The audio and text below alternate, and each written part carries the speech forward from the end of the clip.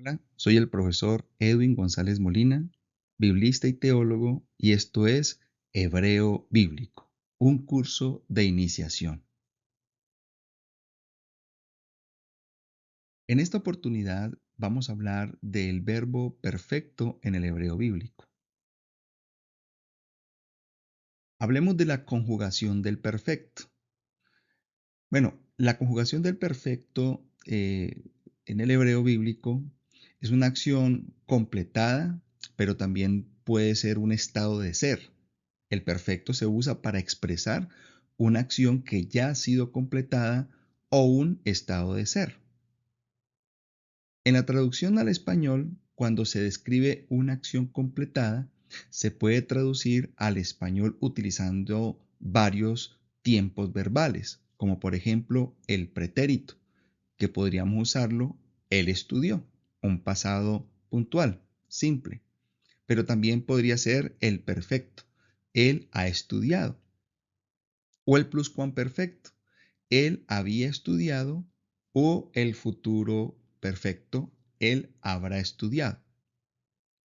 El estado de ser se describe como un estado de ser y puede traducirse como el tiempo presente. Por ejemplo, es sabio para describir una característica. Nota importante en cuanto al perfecto en hebreo es que no tiene un tiempo de acción específico, es decir, pasado, presente o futuro en sí mismo. En cambio, se refiere al tipo de acción que ha sido completada, que ya terminó, que ya no tiene un rumbo en el tiempo. Y el contexto o la sintaxis del texto hebreo gramaticalmente hablando, pues va a determinar cómo se va a traducir esa acción en cuanto al tiempo. Pero recordemos que al hebreo le interesa más la cualidad, el tipo de acción, más que establecer un tiempo de acción en el presente, en el pasado o en el futuro. Identificación de la estructura del verbo en el hebreo. Bueno, en el verbo hebreo, en su forma perfecta, que es el pasado, una acción ya culminada, no existen los prefijos pronominales, en la mayoría de los casos, no existe. En este caso, no hay letras adicionales al inicio del verbo que indique el pronombre.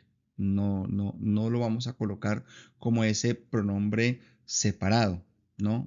Por ejemplo, cuando yo digo yo estudio, ese yo lo omitimos y solamente coloco la palabra estudio. Ya cuando digo estudio, ya estoy hablando de la persona que realiza la acción y el tiempo que lo está haciendo. O por ejemplo, caminé. Yo ya estoy diciendo allí, yo caminé. ¿Por qué? Por la terminación o la desinencia que le colocamos a la raíz de ese verbo. Esto es lo que estamos tratando de decir aquí. No hay unos prefijos pronominales que indiquen la persona, ¿no? No los hay. Va a tener, sí, unos sufijos pronominales, pero en este caso no existen en la mayoría de los casos los prefijos pronominales. Vamos a reconocer algunos sufijos pronominales y más o menos cómo actúa la flexión o conjugación de estos verbos en hebreo. Aquí en este cuadro tenemos las terminaciones del perfecto. ¿Cómo terminan los verbos?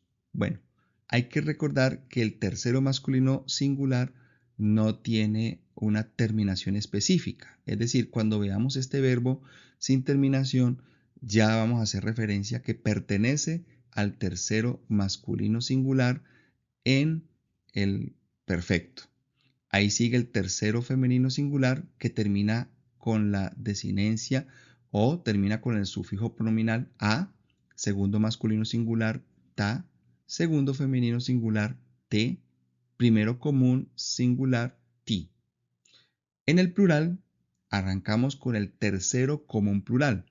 Cuando encontremos la palabra común, ¿sí? O ese se, en la descripción del verbo es porque va a servir para masculino y femenino. En el caso del singular, vemos el último primero como un singular, que el ti sirve para masculino, pero también sirve para femenino. También vamos a ver en el caso del segundo masculino plural, que es ten. Para el segundo femenino plural es ten, terminado en n. Y para el primero común plural, que sirve para masculino y femenino, es nu. Entonces, para recordar estas terminaciones o estos sufijos pronominales para el perfecto, vamos a grabárnoslo en el singular y en el plural de la siguiente manera.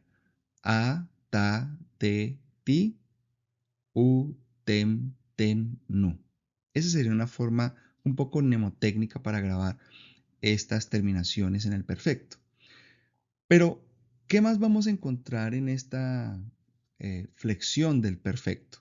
Bueno, ya habíamos hablado, no tiene prefijos pronominales, ¿no? Los prefijos son los que cuando estamos escribiendo el hebreo de derecha a izquierda son los que están al lado derecho. No tiene, tiene sufijos pronominales. En este caso son los que se colocan al lado izquierdo de la raíz del verbo, es decir, en la terminación del verbo.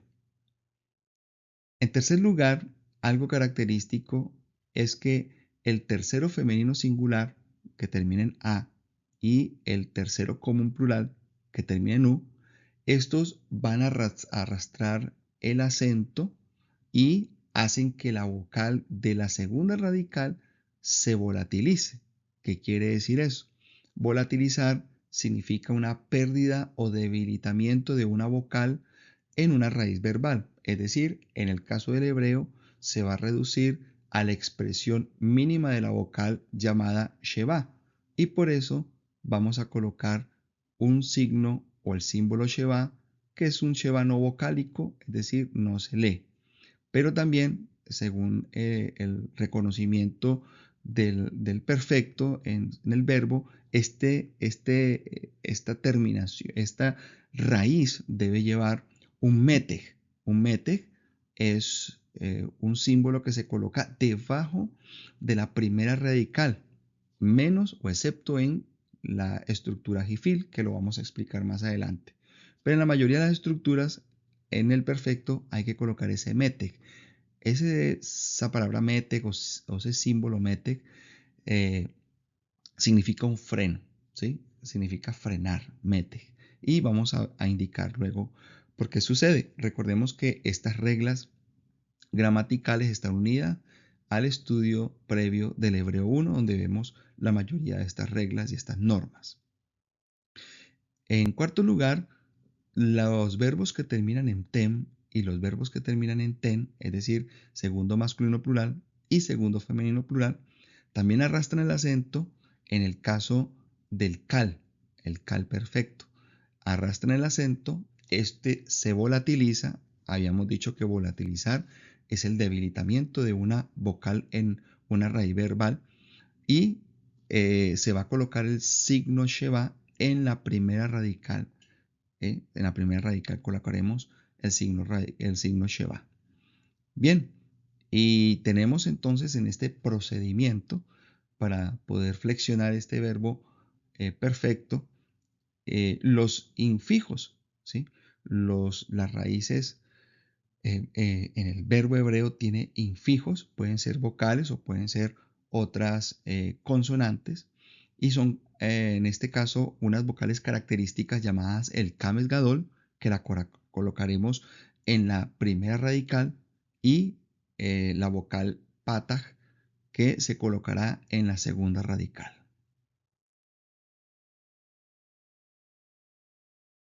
Bien, en estas normas o estas reglas que hemos visto, vamos a mirar una por una, en algunos casos, que no tiene prefijo pronominales, es decir, no marca un pronombre a través de ese prefijo, ¿no?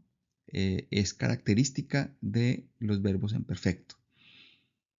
Aquí tenemos la raíz verbal, ¿sí? Dijimos que la raíz verbal en la mayoría de los casos de los verbos fuertes se caracterizan porque son de 3 raíces o 3 consonantes.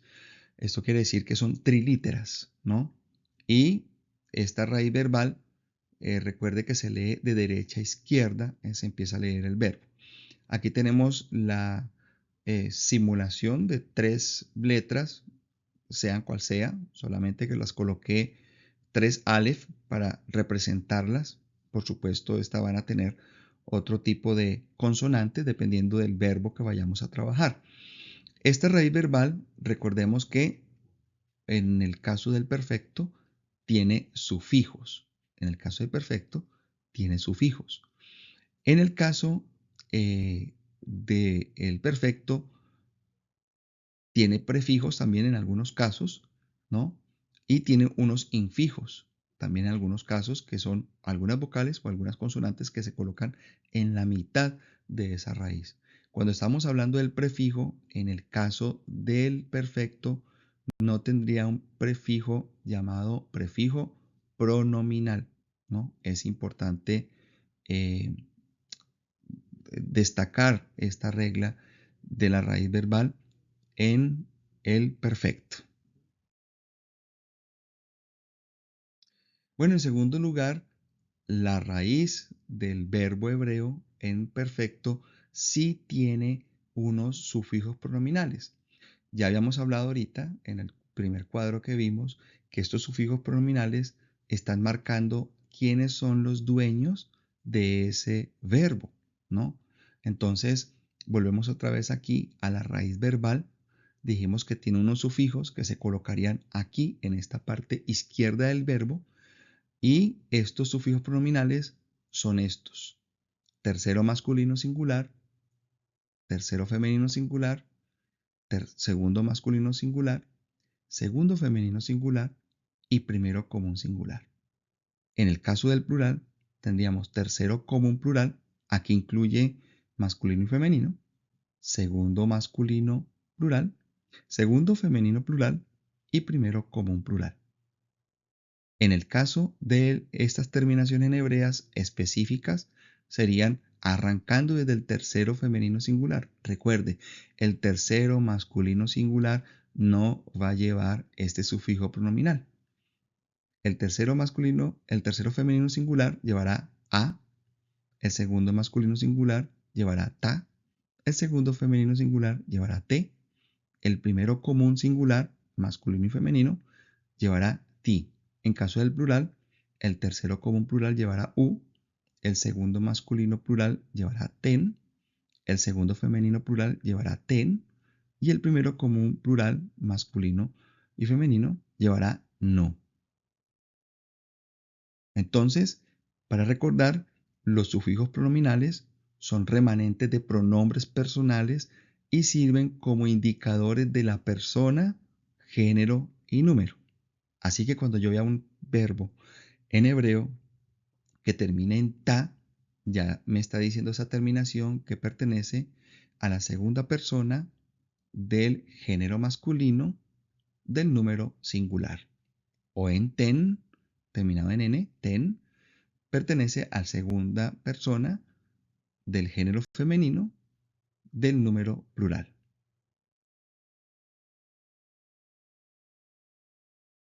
Es importante entender que la forma del verbo en hebreo, en la gran mayoría de los verbos, tienen 3 consonantes. Siempre voy a estar recalcando esto en estas primeras lecciones. ¿Para qué? Pues para facilitar el nombramiento de los verbos en distintas categorías. Vamos a nombrar estas 3 raíces como radicales. Vamos a partir de ese momento a cada una de estas consonantes que hacen parte de estas raíces del verbo, las vamos a llamar radicales. Así que el verbo hebreo va a tener una primera radical, segunda radical y tercera radical. Recuerde que la vamos a contar de derecha a izquierda. Por ejemplo, el verbo diver. El verbo diver me va a decir que en su primera radical es una dalet, en la segunda radical es una bet y en la tercera radical es una resh. Esto es importante para poder seguir ubicando las reglas que vamos a colocar a cada consonante de esa raíz trilítera que tiene el hebreo bíblico. Bien, como otra característica importante para ilustrar de manera más amplia, tenemos el volatilizar. A y U, recordemos que estas personas, tercero femenino singular y tercero común plural, van a arrastrar el acento, lo que hace que la segunda radical se volatilice, es decir, volatilizar significa la pérdida o debilitamiento de una vocal en la raíz verbal y se va a convertir en un sheva no vocálico. Le vamos a colocar allí y también vamos a colocarle un mete en la primera radical como una especie de freno allí que vamos a luego a explicar qué es en la estructura GIFIL.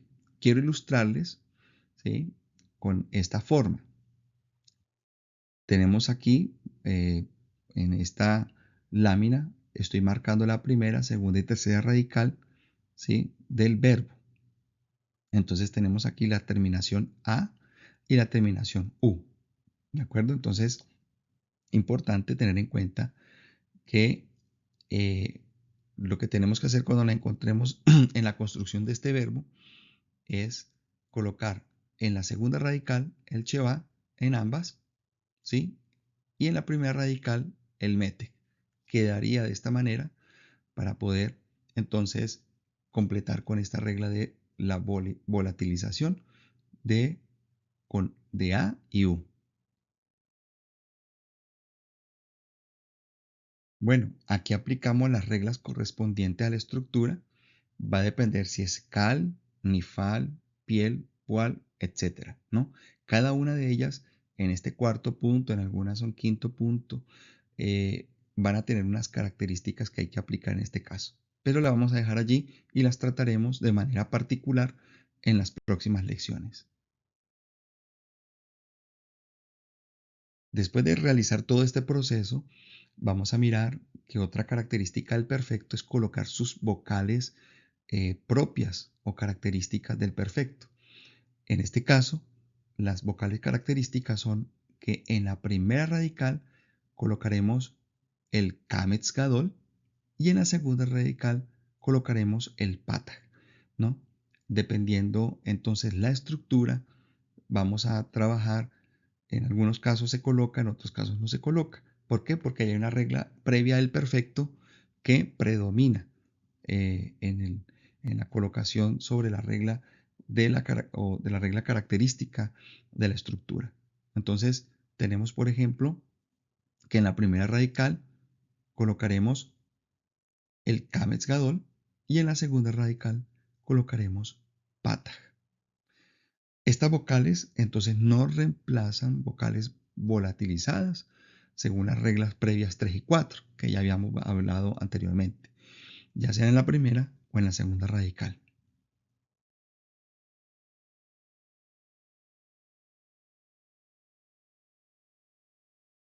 Aquí vamos a ver otro ejemplo ya viendo en las eh, radicales o las raíces afectadas por esta regla. Por ejemplo, tenemos las terminaciones A y U. Dice que las que terminan en A y U se volatiliza la segunda radical en la cual vamos a colocar un cheva. Ahí ven cómo coloqué en la segunda radical el cheva debajo de la consonante. Y en la primera radical tendría un mete. ¿Cómo hago para colocar la regla 5 de las vocales? Bueno, veo que la segunda radical ya está ocupada con el cheva, así que me queda la primera radical libre en la cual vamos a colocar luego la vocal correspondiente. Lo mismo pasa en el caso del cal perfecto, que tem y ten volatilizan la primera radical, en la cual vamos a colocar un cheva. Bien, ahí colocamos debajo de la primera radical el cheva. Ahora, ¿cuál me queda libre para colocar las dos vocales características del perfecto? En este caso de tem y ten, me quedaría la segunda radical libre. Entonces, en la A y U coloco en la primera radical su correspondiente que sería kametz gadol Y en ten y en ten, en la segunda radical, colocaría en la que me queda disponible el patac. ¿Por qué? Porque ya no colocaría en la A y U la patac porque ya está ocupada. Lo mismo sucede con la ocupación de la primera radical de tem y ten. Solamente tendría que colocar patac en la segunda radical. De esta manera quiero dar un ejemplo de cómo se aplica las reglas, por ejemplo, características del perfecto con las reglas características de cada estructura.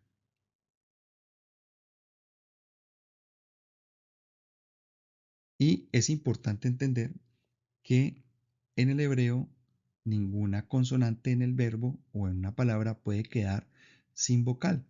Por lo tal, en la mayoría de los casos del perfecto, casi en la mayoría de los casos, la tercera radical va a quedar sin vocal. Por lo tal, hay que colocarle entonces un sheva debajo de esa radical número 3. ¿Sí? Por ejemplo, volvamos otra vez a construir la regla de A y U, segunda radical con sheva, primera radical con mete. Igual con los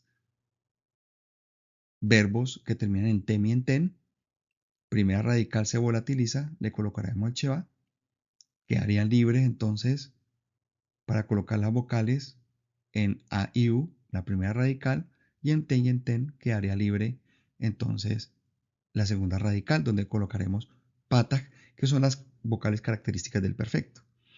Pero como pueden notar, ¿sí? Debajo de esta radical, por ejemplo, ¿sí?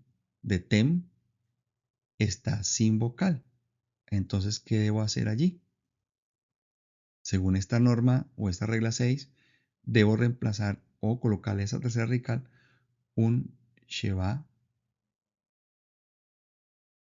en este caso para poder llenar ese espacio y no nos quede la consonante sin sonido por falta de la vocal. Así que fíjense cómo le coloqué el sheva. Bien. Sin embargo, hay algo que trata de tener algún tipo de confusión en los estudiantes al inicio. En este caso, vamos a ver que U, ¿cierto?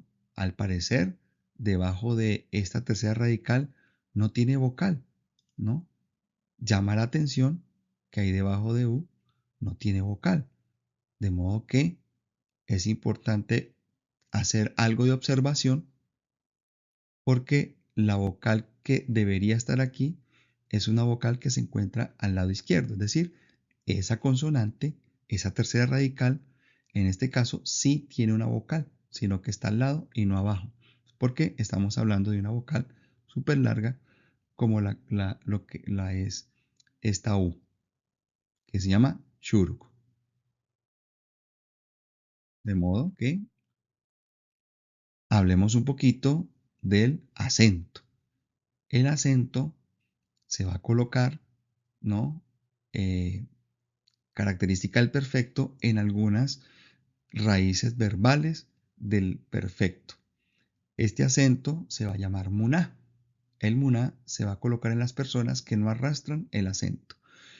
Dentro de ella está el segundo masculino singular, el segundo femenino singular, el primero común singular y el primero común plural. ¿Cómo lo hacemos? Aquí tenemos ta, te y ti, los verbos que terminan acá y el verbo en plural que termina en nu. Estos verbos, estas raíces, no arrastran el acento. Por lo tanto, debemos colocar ese muná como marcando la sílaba tónica donde va a recaer el acento en la segunda radical. En la segunda radical.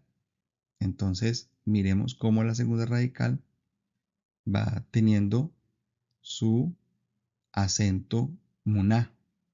Bien, ese muná se escribe como una L pequeñita debajo de la segunda radical.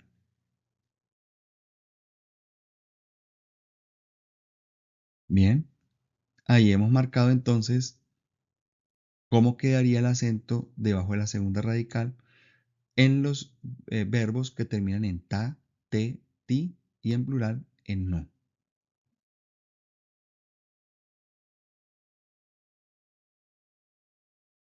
Es importante entender que si el verbo comienza con begat kefat, ¿no?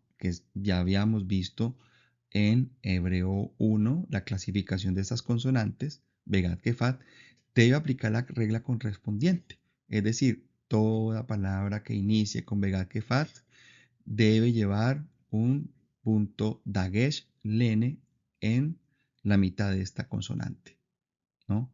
Ahí luego se lee, ya después de que hemos hecho el ejercicio de llenar todas las reglas en estas raíces verbales, leer, hacer transliteración fonética y luego traducir.